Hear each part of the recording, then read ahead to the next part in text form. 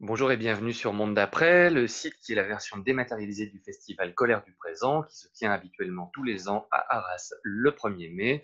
Le confinement n'empêche pas la littérature, les éditeurs et les penseurs de continuer à faire ce qu'ils font de mieux. Donc, contre mauvaise fortune, bon cœur, en direct de nos chambres et de nos bureaux, euh, on accueille pour ce rendez-vous Virginie Simaniec, qui est la fondatrice, l'animatrice des éditions Le Ver à Soie. Et là, on peut même plus parler de couteau suisse tellement ta palette d'expérience et de travail est vaste. On va plutôt parler de femme orchestre, je pense. Alors Virginie, on va revenir sur la maison d'édition et il me faut signaler aussi que tu as retranscrit une grande partie de ton expérience dans un livre qui est paru à la fin de l'année dernière, qui s'appelle Barnum et qui a été édité aux éditions Signé Balise. Donc on aura l'occasion de revenir sur le fameux Barnum au fur et à mesure. Euh, Merci d'être là avec nous, Virginie, déjà. Ben, merci à toi, Julien, de me céder la parole. Oui, c'est très bien de vous voir alors qu'on était censé être ensemble dans un festival et de se croiser, de pouvoir boire ensemble. Et là, bon, ben, on est obligé de se parler comme ça, mais je pense qu'on va y arriver. Alors, ben, ouais, c'est bien que tu évoques ça parce que finalement, la question de la convivialité dans les échanges éditoriaux et littéraires, c'est quelque chose dont tu as fait un peu ton cheval de bataille en tant qu'éditrice. Et alors que on a souvent une vision très, comment dire, caricaturale de l'éditeur derrière son grand bureau à boire du champagne avec des C'est ça. auteurs, ce qui finalement est beaucoup plus rare qu'on ne le pense. Toi, tu as encore une manière un peu plus radicale de travailler, on va dire, et qui est très, très en participation avec le lectorat et le public. Alors, avant qu'on aborde cet aspect de ton activité, est-ce que tu pourrais revenir sur la création du verre à soie, la manière dont la maison s'est créée, ton parcours professionnel? Alors, c'est un parcours un petit peu compliqué parce que j'ai jamais trop avancé en ligne droite dans ma vie. Je ne sais pas faire ça apparemment. J'étais partie plutôt pour être chercheuse, enseignante chercheuse. Et donc, j'ai fait ce qu'on appelle de très, très hautes études en sciences humaines et sociales. Et puis, j'ai eu un accès direct à Pôle emploi pendant des années. Et voilà, j'ai passé une partie de ma vie, malheureusement, à déforester une bonne partie de la forêt amazonienne pour essayer d'avoir un poste en envoyant des dossiers énormes donc dans les institutions et ça n'a pas fonctionné. Donc pendant 13 ans, voilà, j'ai été dans un monde qui est un monde à la fois passionnant et très dur, mais dans lequel moi je n'ai pas pu prospérer. Enfin, en tout cas, j'avais l'impression toujours de bêcher une terre gelée. En fait, hein. Plus je demandais à être intégrée, plus on me rejetait. Donc du coup, enfin, voilà, ça a été une période de ma vie assez difficile, en même temps pleine d'enseignements, bien sûr, parce que je pense avoir une excellente formation par ailleurs qui me permet de faire tout ce que je fais aujourd'hui. Mais voilà, à un moment donné, il a fallu décider de rompre avec ce monde-là, en fait. C'était presque une question de vie ou de mort, au sens où voilà, ces gens me tuaient littéralement. Donc, j'ai décidé de faire autre chose, de plonger. Je me suis posé la question de savoir ce que je savais faire. Je ne savais pas faire grand-chose, en fait, à part, oui, chercher pour les autres, écrire, peut-être lire. Euh, et je me suis dit que je pouvais peut-être monter une maison d'édition.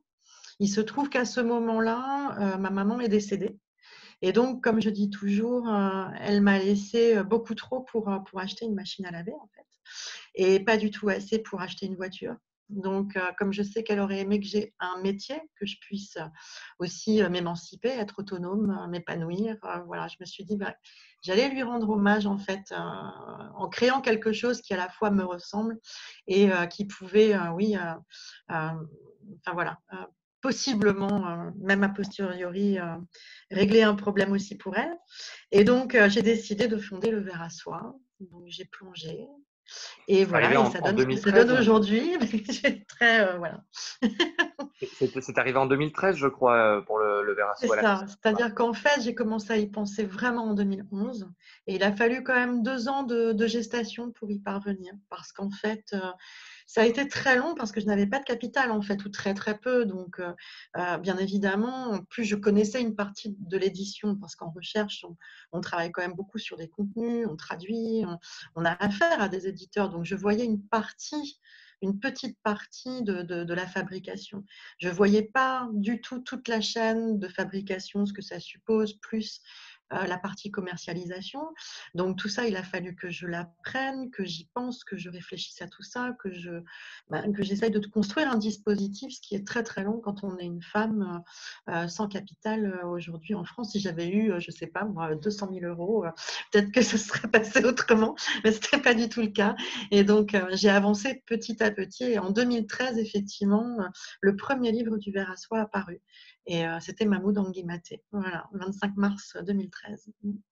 Alors, je t'ai proposé de parler de ton expérience professionnelle antérieure, parce que je pense qu'effectivement, ça infuse pas mal dans le catalogue du Ver à soie. Peut-être préciser que toi, ton champ de recherche, ou du moins géographique, c'était la Biélorussie. Et je crois que c'était des études notamment sur le théâtre biélorusse. Alors, en fait, j'ai fait deux. Enfin, enfin, c'était tout le problème d'ailleurs. J'étais entre plusieurs disciplines. J'étais à la fois en études slaves parce que enfin, voilà, j'étais obligée de manier des langues comme le biélorussien et le russe. J'étais en études théâtrales lorsque j'ai écrit ma première thèse, puisque c'était une thèse d'études théâtrales. Et j'étais aussi en histoire parce que j'étais historienne du théâtre. Donc voilà. Et après, j'ai écrit une seconde thèse. Je fais jamais rien à moitié. Et puis quand j'ai une idée dans la tête, je vais un peu jusqu'au bout malheureusement. J'ai tendance même à persister quand ça ne marche pas. Donc voilà, j'ai écrit une seconde thèse sur l'instrumentalisation politique des langues dans ces régions, ce qui me changeait encore un petit peu de discipline. J'étais plus en épistémologie comparée des discours, comme discours, tout simplement, et notamment sur les langues. Et c'était absolument passionnant. Hein. Moi, enfin, voilà, c'était ma vie. Enfin, c'est là que j'excelle, je pense, pas dans l'édition, mais surtout à ces endroits-là. Sauf que je ne peux pas travailler dans ces disciplines et dans ces domaines. Donc, voilà, j'essaye de… Comment dire, j'ai eu quand même pendant ces 20 années pendant lesquelles j'ai travaillé, crapahuté sur ces terrains d'Europe de l'Est, à rencontrer des chercheurs, des gens de théâtre, des écrivains, toute une catégorie de personnes qui étaient dans la création en fait à l'époque. Hein. En fait, je me suis rendu compte que ça constituait mon seul capital, c'était ce réseau. Et ce réseau, bien évidemment, il ressurgit aujourd'hui des maisons d'édition dans le catalogue, puisque ce sont des gens que j'ai croisés au fur et à mesure de ma vie antérieure, effectivement, qui souvent sont là avec moi et me proposent de voir ce qui se passe à cet endroit. Tout à fait.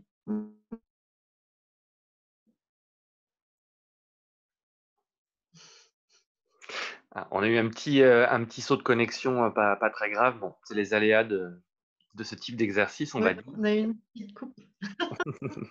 Et je voulais revenir, donc tu dis que le premier livre que tu as publié, alors parmi les raisons qui poussent certains éditeurs à se lancer dans le métier, il y a la découverte d'un texte, d'un auteur, de quelque chose comme ça, comme d'une volonté de défendre quelque chose dont ils se sentent les seuls capables de faire ça.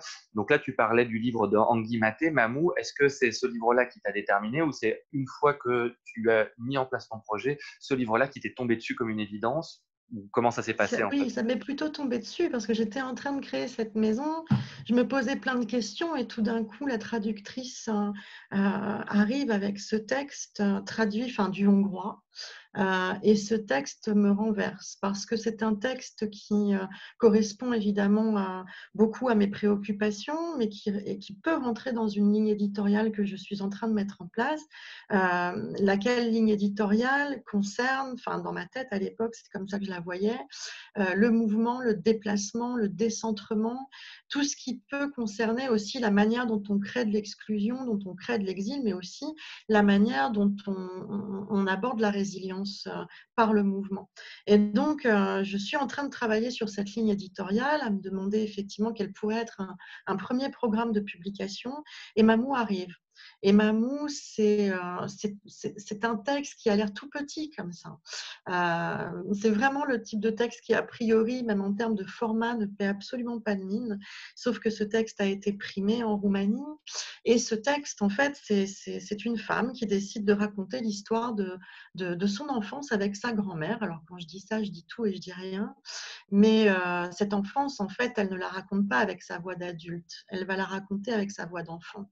Et en fait, fait, elle fait parler l'enfant, elle reconstitue le langage de l'enfant et on entre dans une prose poétique pure qui, à mon sens, est absolument magnifique. On est du côté de la petite fille et non pas du côté de l'adulte qui regarde la petite fille. Et donc, cette petite fille parle de son décentrement, justement, vis-à-vis du monde des adultes. Et j'ai trouvé ça magnifique et je me suis dit qu'effectivement, pour une pierre fondamentale au catalogue, ça serait parfait. Voilà.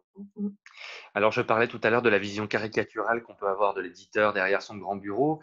De fait, être éditeur, qui plus est indépendant, c'est pratiquer une multitude de métiers en un. Et donc, il y a la question du texte, bien évidemment, qui est là, mais il y a aussi la question d'être éditeur. Ça n'est pas seulement travailler quelque chose d'immatériel, c'est travailler un objet physique. Et à ce propos, je voulais que tu nous parles de tes choix, parce que les couvertures du verre à soie sont très reconnaissables. Il y a un graphisme très identifié, avec énormément de couleurs, et puis un travail avec des illustrateurs aussi, et puis des papiers particuliers. Est-ce que tu peux nous en dire un peu plus sur l'objet matériel? Alors en fait, l'objet matériel, enfin, très très tôt, je me suis entourée de personnes qui effectivement déjà avaient une sensibilité graphique forte. Et j'en avais envie, j'avais vraiment envie de travailler sur le visuel. Je suis très sensible à la peinture. C'est dans l'histoire de ma famille, c'est un domaine important qui est très valorisé. Moi, je suis un petit peu la ratée de la famille dans le domaine, mais du coup, j'avais vraiment envie aussi de sentir la patte du dessinateur, de l'illustrateur dans le livre. Vraiment qu'il fasse partie du processus de fabrication et de publication. Ça me paraissait très important. Et effectivement, pas seulement pour donner une identité visuelle à la maison, comme on pourrait se dire, voilà, chaque éditeur doit avoir son identité visuelle.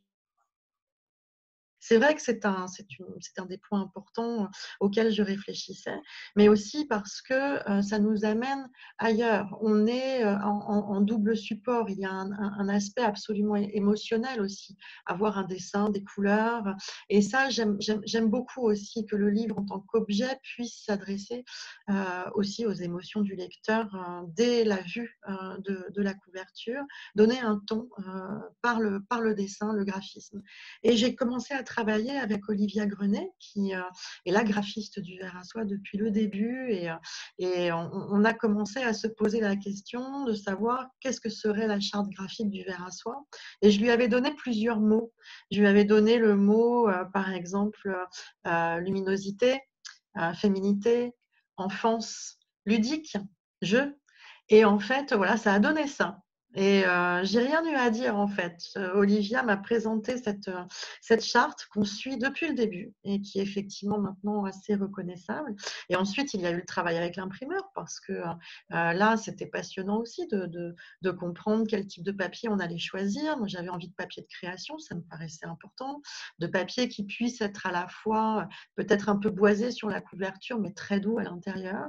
Et voilà, et la réunion de toutes ces compétences, Olivia, Jean-François Reynaud à l'époque, qui était l'imprimeur avec lequel je commençais à travailler, ben voilà, ça a donné cet objet. Et depuis, j'essaye de le faire perdurer en l'état, voilà, avec les mêmes principes. Un des premiers livres que tu as publié, c'est Le dernier bateau pour Yokohama, de Michel Wassermann et Nasrin Azimi. Ce livre, en fait, ça raconte deux destins liés, on va dire, à la Seconde Guerre mondiale, celui d'un pianiste virtuose qui s'appelle Léo Sirota et de sa fille Beate, qui ont un lien très particulier avec le Japon. Est-ce que tu pourrais nous parler un petit peu de ce livre? Et puis, je voudrais qu'on parle surtout de la figure de Beate Sirota, parce que j'ai l'impression que c'est un peu ça pourrait être une porte d'entrée pour ton catalogue sur un certain nombre de thématiques. Bien sûr, Beate Sirota, c'est une femme que j'aurais vraiment souhaité rencontrer. Elle avait une démarche que je trouve, moi, extraordinaire, qui consiste à faire le lien, à créer des ponts, en fait, entre ce qu'elle a fait, c'est qu'elle l'a fait entre le Japon et l'Occident. C'est une histoire extraordinaire, le dernier bateau pour Yokohama, parce Une que histoire c'est vraie, hein. l'histoire d'une... Oui, c'est une histoire vraie, absolument. Là, on n'est plus du tout dans la fiction. C'est plus une écriture de type documentaire et très documentée sur l'histoire d'une famille, la famille Sirota.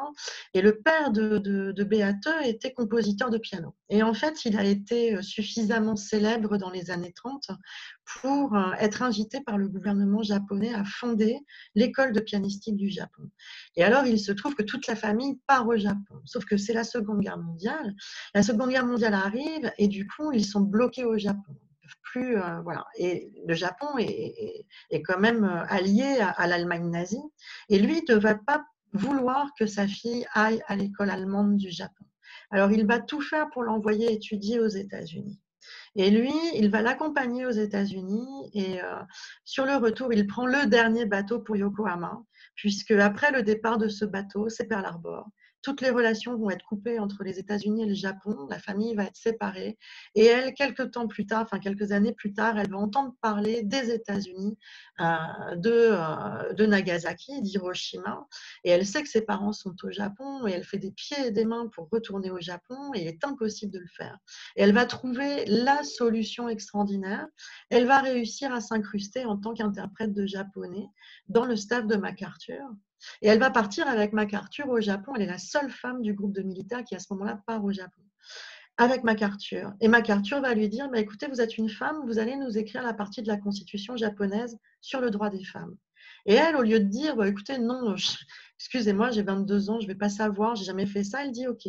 Elle le fait, et tout en retrouvant ses parents, enfin, c'est une histoire absolument rocambolesque, elle écrit le fameux article 24 de la Constitution pacifique qui émancipe au moins en droit sur le papier toutes les femmes du Japon. Alors, c'est un exploit extraordinaire, surtout pour l'époque, pour une femme à l'époque. Alors pendant des années, on ne va pas pouvoir dire que c'est elle qui a fait ça, parce que c'est secret défense. Il ne faut pas dire non plus que les États-Unis écrivent la constitution japonaise. Enfin, c'est un exploit hors du commun. Il y a des gens qui vont, je ne sais pas moi, grimper sur des monts, traverser des océans. Non, elle rend plus libre des millions de femmes. Voilà. Et effectivement, on est complètement dans la ligne éditoriale du Ver à soie. C'est qu'est-ce qu'on crée par le mouvement. Voilà. Alors Mais voilà, je voulais y revenir, mais enfin, moi je vois trois fils en fait qui partent de ce livre et qui se retrouvent dans le reste du catalogue. Donc la question de la mémoire et du mouvement, ça, elle est très claire et tu l'as bien explicité là. Il y a aussi, c'est un catalogue qui laisse la part belle aux femmes en tant qu'éditrice bien évidemment, mais aussi en tant qu'autrice ou en tant que personnage. C'est une volonté affirmée, ça, de laisser de la place et de la parole aux femmes dans ton catalogue, ou c'est quelque chose qui s'est constitué selon une sensibilité progressivement? En fait, ça se fait tout à fait naturellement. Là, pour le coup, c'est pas quelque chose que j'ai nécessairement, pensé, théorisé au départ. Mais dans les faits, oui, ça se fait comme ça. Il y a des hommes, hein, au catalogue du Ver à soie. Il n'y a pas que des femmes, bien sûr. Pas question d'avoir une position exclusive, sur cette question. Mais, oui, dans les faits, beaucoup de femmes aussi, viennent vers moi. Je pense aussi pour des questions, plus vaste que la simple écriture ou que la simple volonté de valoriser tel ou tel personnage de femme. Je crois que nous sommes dans des conditions où la précarité est du côté des femmes et effectivement, dans les faits, quand on travaille tous les jours, voilà, moi je suis une femme éditrice, j'ai autour de moi des autrices, des gens qui veulent aussi parler de ces conditions des femmes aujourd'hui et j'y suis sensible et lorsque ça rentre dans ma ligne éditoriale, je ne vois pas pourquoi je me passerais effectivement d'éditer sur cette question. Ouais, ouais, ouais. Alors sur cette question, justement, dans ton livre Témoignage Barnum, il y a énormément de place laissée à cela, avec des considérations assez sidérantes, ma foi, sur les embûches que tu as eu à surmonter en tant qu'éditrice. Et je vais plutôt botter en touche comme l'entretien est en temps limité et inviter les lecteurs et lectrices à se référer à ton bouquin, parce que c'est vraiment très parlant et c'est dit avec énormément de drôlerie, je trouve, alors que le constat est déplorable.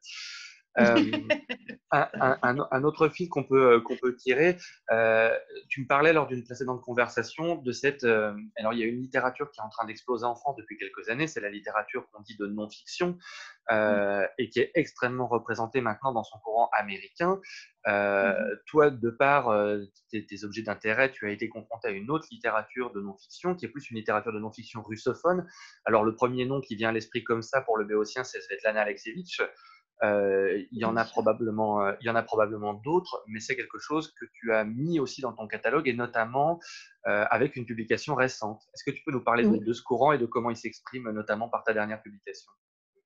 Alors c'est un courant littéraire et pas seulement littéraire, c'est ça qu'il faut voir dès qu'on parle d'Union soviétique ou de Russie ou de cette zone de l'Est de l'Europe. En fait, c'est un genre qui a été développé très, très, de façon très théorisée en fait, par toute une génération qu'on appelle la génération des 60ards là-bas, hein. En fait, ce sont ces gens qui ont fait aussi 68 à leur manière en Union soviétique. Ce sont des gens qui se sont positionnés, quel que soit le secteur de création, qu'il s'agisse de peinture, de littérature, de cinéma. Ce sont des gens qui se sont positionnés pour la subjectivité en littérature. C'est-à-dire qu'en fait, pour eux, ça avait une dimension politique extrêmement forte. À l'époque, il s'agissait de s'opposer à ce qu'on appelait la littérature de propagande soviétique, où tout était beau, tout était bien propre, rien ne dépassait, on avait des personnages cadrés et formatés qui étaient censés représenter les héros du moment. Et une manière que les gens ont trouvé de combattre ça, et c'était une façon aussi pour eux de combattre la propagande du système, c'était de se repositionner eux-mêmes au centre de l'action en disant tout simplement je.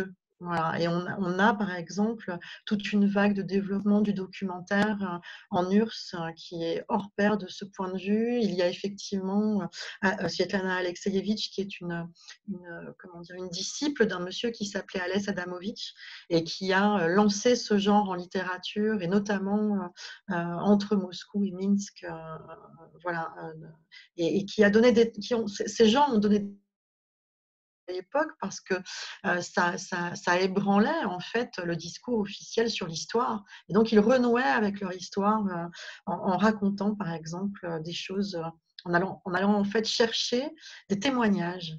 Ils parcouraient les campagnes, ils allaient poser des questions aux gens et les gens tout d'un coup parlaient d'eux et on pouvait s'identifier en fait soudain au discours. Et ça c'était très important. Et alors Svetlana bien sûr est très connue pour ça.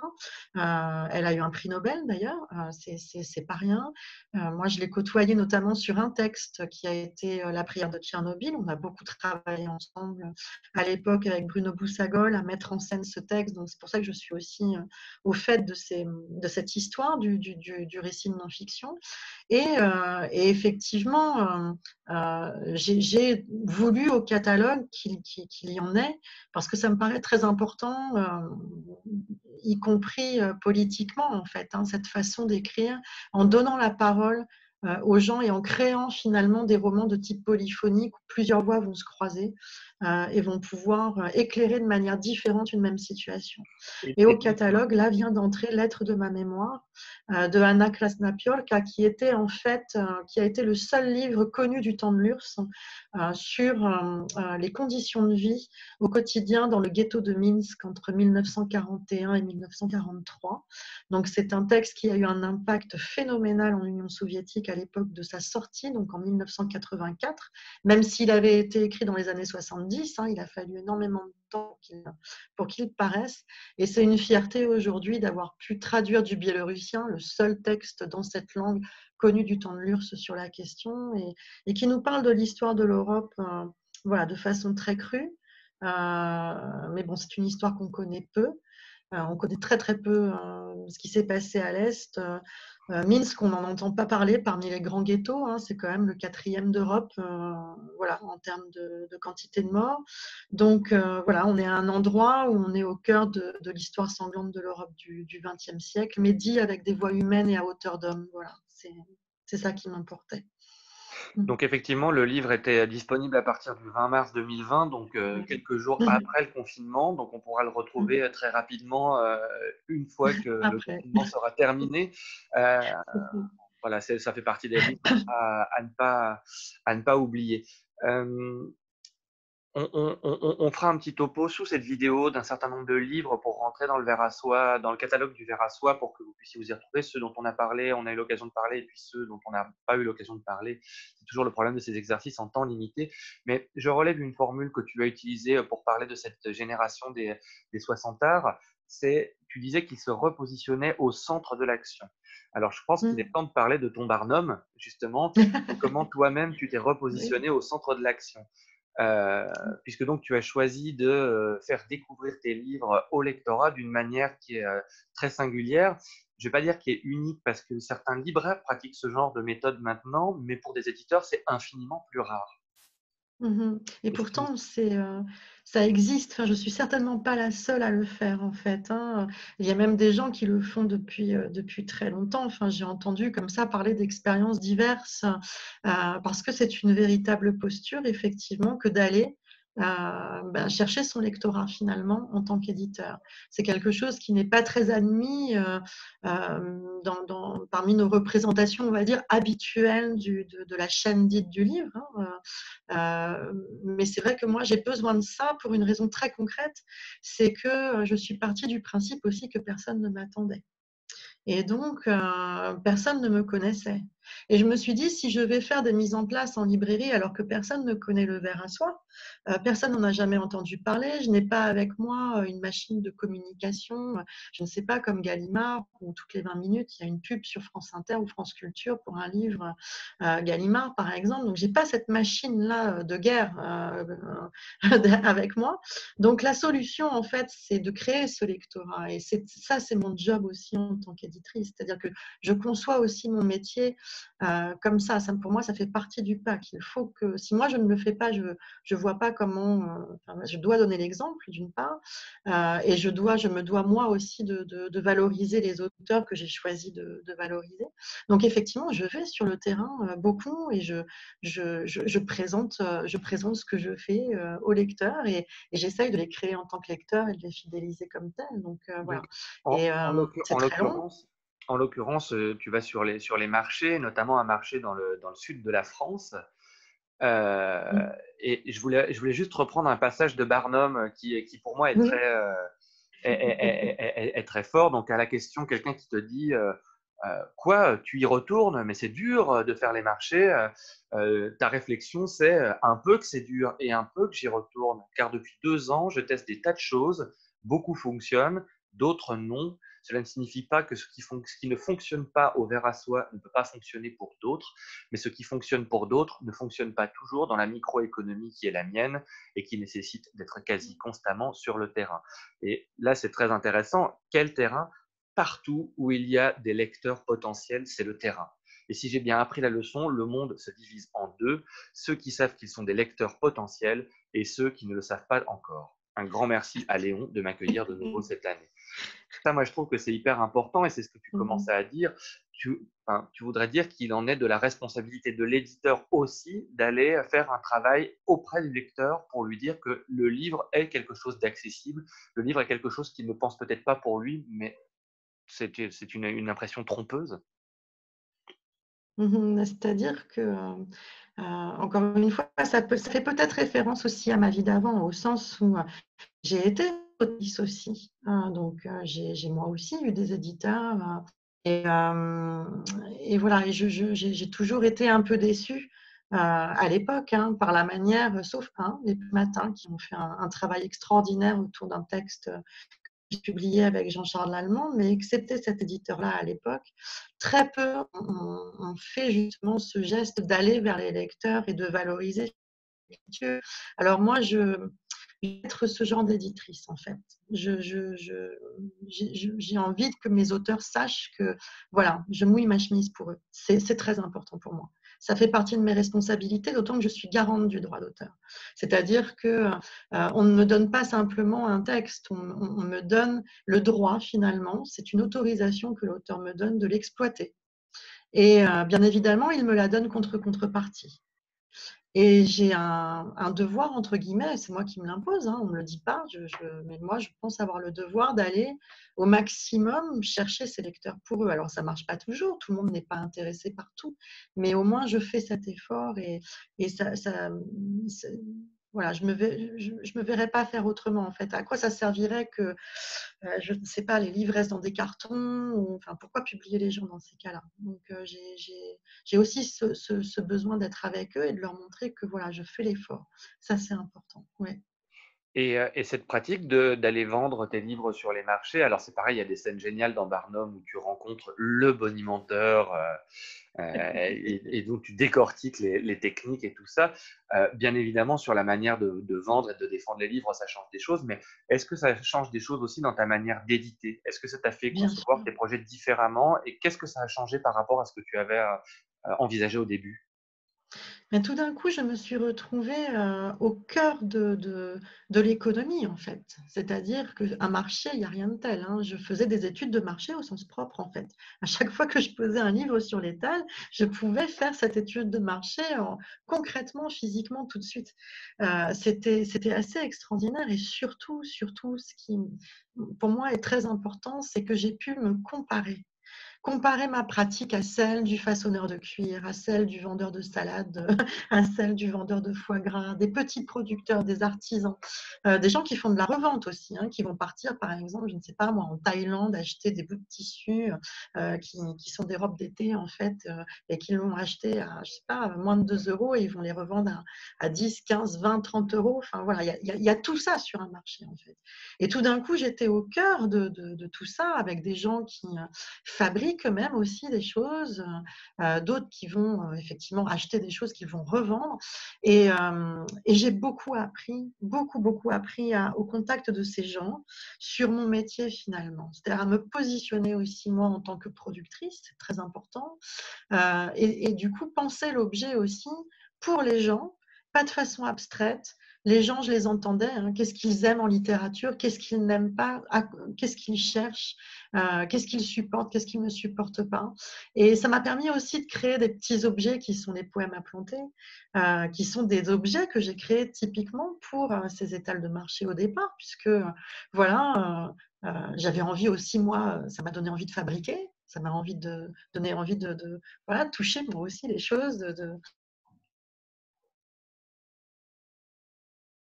effectivement, c'est devenu beaucoup plus concret et proche des autres. Et cette comparaison avec les autres producteurs, avec les autres artisans, je trouve qu'aujourd'hui, elle est essentielle parce qu'en fait, je me suis rendu compte qu'on avait tous les mêmes problèmes, quel que soit le secteur. À partir du moment où on est producteur, on rentre dans les mêmes logiques. Et réfléchir ensemble avec d'autres gens qui ne sont pas du même secteur, c'est très important en fait. Voilà, ça m'a permis, moi, de trouver des solutions, de m'en sortir à certains moments, d'être, voilà, me sentir, active, voilà, prendre la main vraiment sur les choses. Voilà, Mmh. c'est mmh. On va arriver au bout du temps imparti. Avant de terminer, Virginie, est-ce qu'il y a un texte dont tu veux vraiment faire part au lecteur? Alors, c'est toujours compliqué de demander à un éditeur un texte, mais est-ce qu'il y en a un que tu voudrais vraiment évoquer?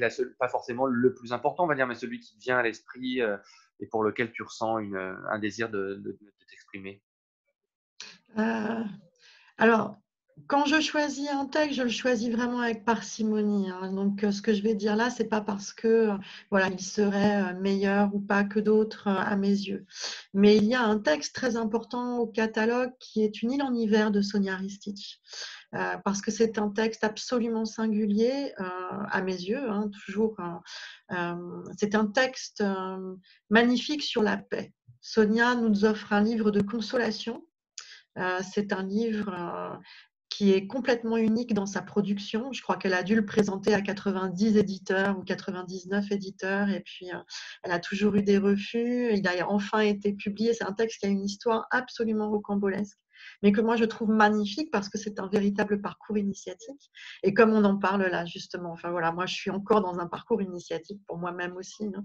Donc voilà, je trouve que c'est un petit peu à la Garcia Marquez, comme ça on a une ambiance absolument merveilleuse et c'est un texte, on en ressort consolé, apaisé.